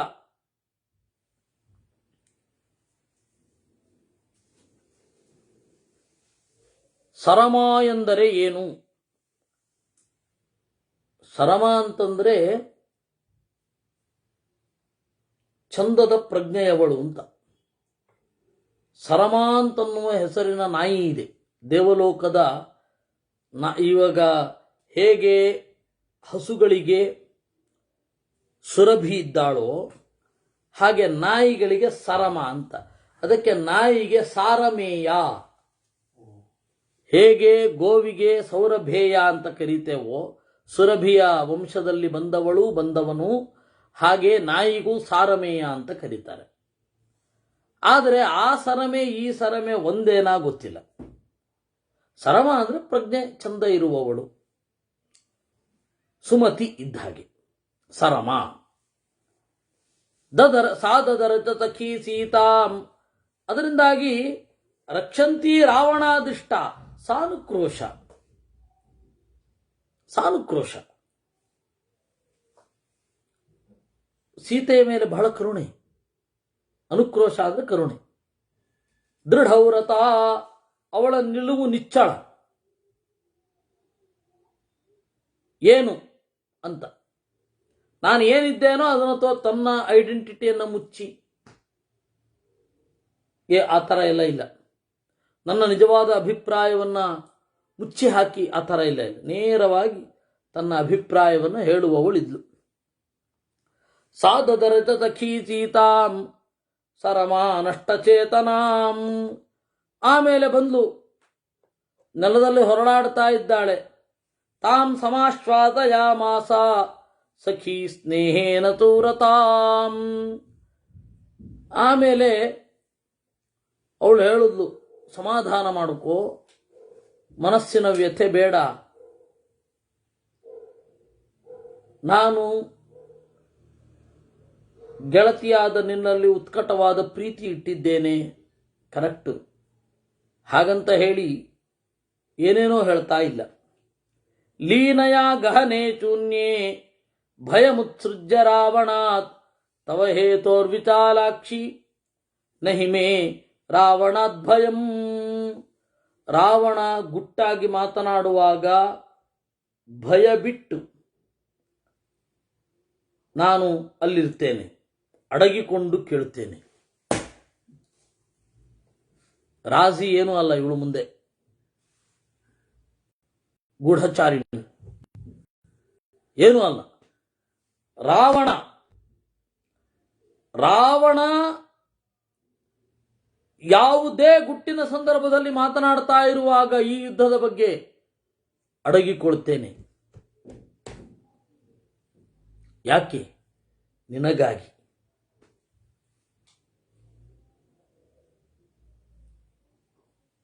ಕುವೆಂಪು ಅಲಕ್ಷಿತವಾದ ಪಾತ್ರದ ಬಗ್ಗೆ ಬರೆದ ಸರಮೆ ಬಗ್ಗೆ ಬರಿಬೇಕಿತ್ತು. ತ್ರಿಜಟೆ ಬಗ್ಗೆ ಬರಿಬೋದಿತ್ತು, ಸ್ವಲ್ಪನೇ ಇದೆ ಅಂತ. ಲೀನಯ ಗಹನೆ ಚೂನ್ಯೇ ಭಯಮುತ್ಸೃಜ್ಯ ರಾವಣಾತ್. ರಾವಣನ ಹೆದರಿಕೆಯನ್ನ ತೊರೆದು ನನ್ನನ್ನ ಮುಚ್ಚಿಕೊಂಡು ನಿನಗಾಗಿ ನಾನು ಕೇಳ್ತಾ ಇದ್ದೆ. ತವ ಹೇತೋರ್ ವಿಶಾಲಾಕ್ಷಿ ನಹಿ ಮೇ ರಾವಣಾದ್ ಭಯಂ. ನನಗೆ ರಾವಣನಿಂದ ಭಯ ಏನೂ ಇಲ್ಲ. ಸಸಂಭ್ರಾಂತಶ್ಚ ನಿತ್ಕ್ರಾಂತೋ ಯತ್ಕೃತೆ ರಾಕ್ಷಸೇಶ್ವರ ತತ್ರ ಮೇ ವಿದಿತಂ ತರ್ವಂ ಅಭಿನಿಷ್ಕ್ರಮ್ಯ ಮೈಥಿಲಿ. ಸಸಂಭ್ರಾಂತಶ್ಚ ನಿಷ್ಕ್ರಾಂತಃ. ಈಗ ನೀನು ನೋಡಿರಬಹುದು, ರಾವಣ ಹೋದ್ರಲ್ಲಿ ಒಂದು ಟೆನ್ಷನ್ ಇತ್ತು. ಧಡಧಡನೆ ತೆರಳಿದ. ಅವನಿಗೆ ಟೆನ್ಷನ್ ಇಲ್ಲದೆ ಹೋಗಿದ್ದಿದ್ರೆ ನಿನ್ನನ್ನು ಕಾಡಬೇಕಿತ್ತು. ನನ್ನನ್ನು ಮದುವೆ ಆಗು ಅಂತ ನಿನ್ನ ಹಿಂದೆ ಬಿದ್ನು ಅವನು. ರಾಮ ಸತ್ತದ್ದೇ ನಿಜವಾಗಿದ್ರೆ ಯಾಕೆ ಹಿಂಗೆ ಹೋಗ್ಬೇಕಿತ್ತು? ನಿನ್ನ ಜೊತೆ ಬಂದು ಮಾತನಾಡಿದ ಒಂದು ಅಬ್ರಪ್ಟ್ ಎಂಡ್ ಅಂತ ಅನ್ನಿಸ್ಲಿಲ್ವಾ ನಿನಗೆ? ಅವ್ರು ಯಾರೋ ಬಂದು ನಿನ್ನನ್ನು ಪ್ರಹಸ್ತ ನೋಡಬೇಕು ಅಂತ ಇದ್ದಾನೆ, ಸೈನ್ಯ ಸಮೇತನ ಕಾಯ್ತಾ ಇದ್ದಾನೆ, ಹೌದಾ, ದಡ ಹೋದ ಅಂದ್ರೆ ಎಲ್ಲವೂ ಸರಿ ಇಲ್ಲ ಅಂತ ಅರ್ಥ.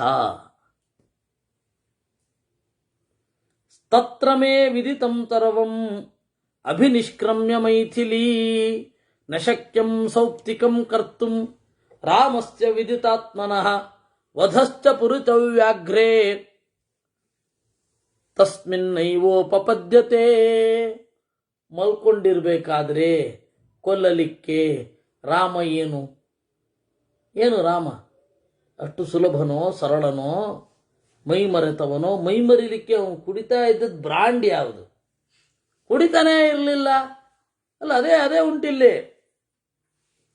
ತಸ್ಮಿನ್ ನೈವೋಪಪದ್ಯತೆ ನತ್ವೇವಂ ವಾನರಾಶಕ್ಯ ವಾನರಾಹಂತುಂ ಶಕ್ಯ ಪಾದಪಯೋಧಿನಃ ಸುರಾದೇವರ ಚ ಭೇಣೇವಾ ರಾಮೇಣ ಹಿ ಸುರಕ್ಷಿತಾ.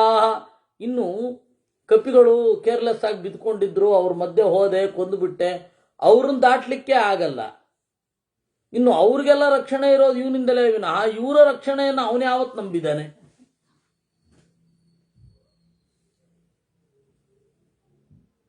ಅಲ್ವೇ? ಅದರಿಂದಾಗಿ ಹಾಗಿಲ್ಲ ಅಂದ. ಇಷ್ಟನ್ನು ನಾವು ಇವತ್ತು ನೋಡಬಹುದಾದದ್ದು. ನಾಳೆ ಇಲ್ಲಿಂದ ಮುಂದುವರಿಯುತ್ತೆ. ಕೃಷ್ಣಾರ್ಪಣ.